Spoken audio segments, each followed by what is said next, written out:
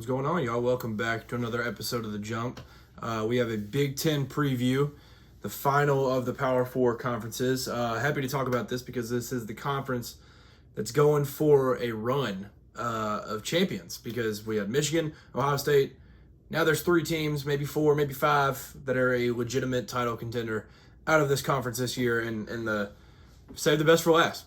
The best conference the last couple of years. We'll talk about them now, and they're actually the topic of discussion this week because numerous people in the Big Ten have been floating an idea of growing the college football playoff. So we'll talk about that a little bit, and then we'll get into the Big Ten preview, and thank you for tuning in. So I mentioned it in the intro. Pete Thamel the other day put out the Big Ten floating an idea of growing the college football playoff to 24 or 28 teams. No. Yeah, I think this is an awful idea, because at that point, the college football playoff doesn't mean anything. Like, just getting in doesn't mean a thing. So,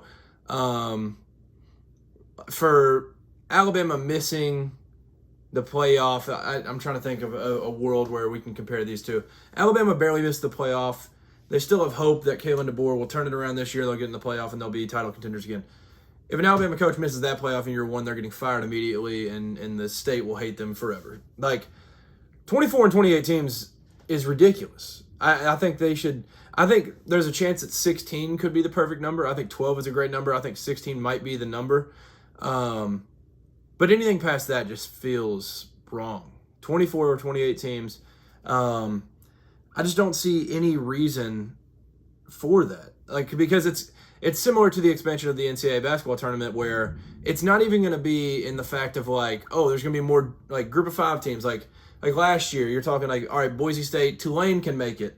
All these different teams can come in and have a shot to make a run at it. No, it's not going to be that. It's going to be a 7-5 SEC team that's going to be getting in the 24th or 28th spot. There's going to be just 7-5 Big Ten teams, or 8-4 ACC, 8-4 Big 12. Like, it's going to be ridiculous. And I know they have some type of plan with it, where I think it's like 5 SEC, 5 Big Ten or something, or maybe 7 SEC, 7 Big Ten, 5 of ACC, 5 Big 12. Like, there's probably some format to it, but it's way too many.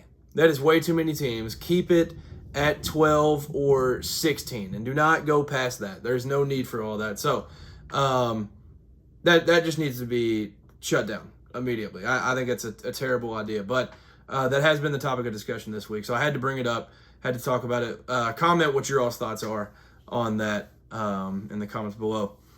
Now let's get into the Big Ten preview. So I'm doing the categories like I've done for every conference: the team I'm buying stock in, team I'm selling stock in, the coach of the year, player to watch, and then player to watch kind of like a breakout player, and then the championship matchup. So we'll get into it.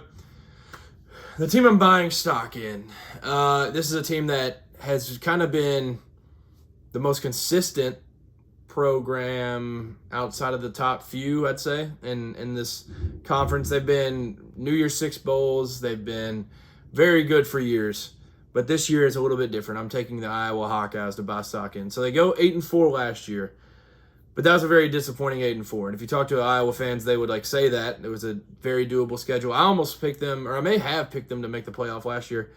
They did not. It was disappointing, but I have them going 8-4 this year, but that's a lot different because this year's schedule is much more difficult.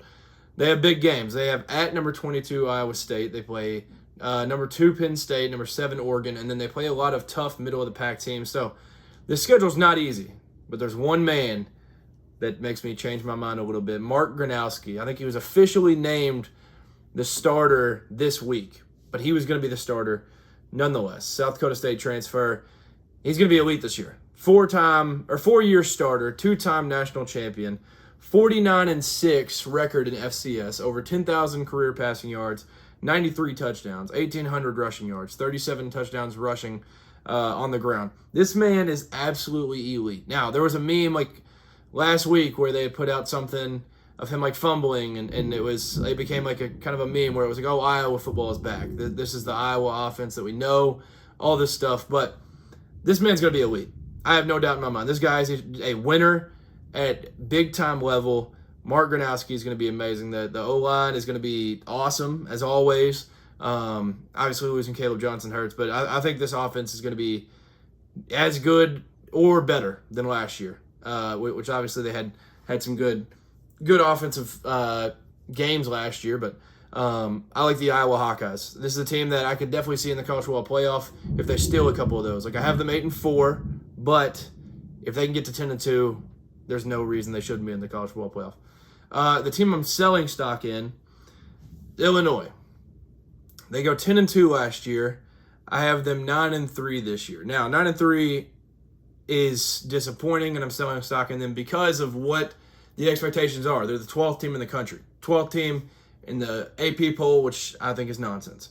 They'll be good, but I don't see them as a college football playoff team, in my opinion. Most people predict that.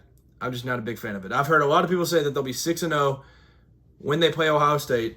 I think there's a legit chance they could be 4-2 instead of 6-0 at that point. So they played Duke and Illinois before the Ohio State game. I can see them lose both of those. I have Illinois beating, I put Illinois and Duke. They play Indiana and Duke. Illinois, I have them beating Duke. I could see a world where Duke just beats them. So I don't like the receiver room very much. They had 5 one-score wins last year, which good teams do win close games, but there's a lot of that can be flipped really, really fast. I'm selling stock in Illinois this year. I don't think they are the 12th best team in the country. On to the coach of the year. Now, this one's a tough one because obviously this guy, it's Ryan Day. He's coming off a national championship, so it's hard to be like, how is he going to win coach of the year if he doesn't just repeat and go undefeated, whatever. I don't have him going undefeated, but I think Ryan Day wins coach of the year because of what he is able to do all the games except one. I have them losing one game, and it's Texas. So I do have them undefeated in conference, but Big Ten-wise, I have them undefeated.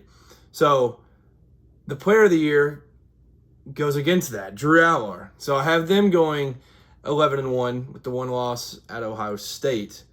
That game is November 1st, I believe. It's going to be an amazing game, as always. The Jim Knowles game. Penn State's obviously going to be amazing. The receiver core this year is second to none almost. I think it's top 5 receiver room in the country off the transfers that they brought in. Because of the mixture that they'll have with the quarterback, the run game's going to be amazing. I think Drew Allar wins the Big Ten Player of the Year this year. My player to watch, a.k.a. breakout player, Damon Williams out of Washington. He really played in 5 games. In those games, he had over 1,100 yards, 10 touchdowns, and limited play. 78.1% completion percentage. This dude is the definition of a dual threat. He's the definition of an absolute gamer. This kid's special. He was a freshman last year. Going into his sophomore year, I could see Washington making maybe even a playoff push. I think this is going to be a very, very good team in this conference this year for sure. I think they're going to be amazing. I think it's going to be led by Damon Williams. He has a great trio of him, Denzel Boston, Jonah Coleman. That is an amazing trio, maybe the best trio in the Big Ten outside of what Penn State's got to offer. So I think they'll be very good, and it's going to be, like I said, led by Damon Williams. So moving on into the championship matchup, I have Penn State beating Ohio State in the championship. So they finally get their league back. They lose in the regular season. Beat them in the championship. James Franklin gets over the hump, and the Penn State Nittany Lions are going to the playoff, and they'll have a pretty good path because they'll be one of the top 4 seeds, I would guess, at that point with that resume. So that will do it for the Big Ten preview. I tried to speed this one up, make it quick and concise, because I do have later this week coming out a 3rd video of the week, which is my predictions for college football. So I have my Heisman talk and my college football playoff talk in that video. So I hope you all come back, tune in. If you haven't yet, please hit that subscribe button. It's greatly appreciated. It makes the content that much easier to put out day in and day out. So make sure to subscribe, like, comment, and leave your thoughts on what you would change about the Big Ten or about the college football playoff expansion, if you would change some of that too. So thank you for tuning in. Have a great rest of the week. Tune in Friday for that episode of the overall predictions of the playoff and the Heisman. Have a great week. Peace.